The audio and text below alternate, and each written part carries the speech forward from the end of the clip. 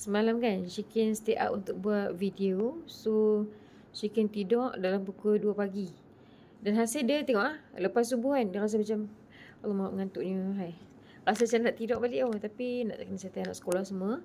So Shikin nak ambil ashwagandha. Sebab ashwagandha ni sangat-sangat sesuai untuk yang mana lesu macam ni. Ni baru pagi ni, belum hantar anak sekolah lagi ni. Tak buat apa-apa lagi, baru lepas subuh. So nak ambil dia macam mana? Jom Shikin tunjuk. Ashwagandha dia ada rasa sedikit lah, rasa macam strawberry, tapi taklah strawberry sangat. Okay, so kita ambil dua gami. Sama bentuk dia macam ni. Bismillahirrahmanirrahim.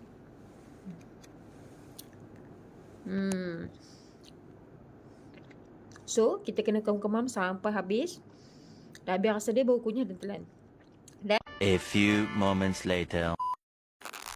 Alhamdulillah mata Shikin dah fresh. So kita dah boleh teruskan kerja-kerja seharian kita lah. Untuk siapa-siapa yang nak boostkan energi dia, nak elakkan rasa mengantuk, penat semua tu, Shikin nak sarankan saya standby lah ashwagandha ni dekat rumah. Sehari ambil 2 gami saja. Yang mana nak cuba, grab dekat beg Shikin.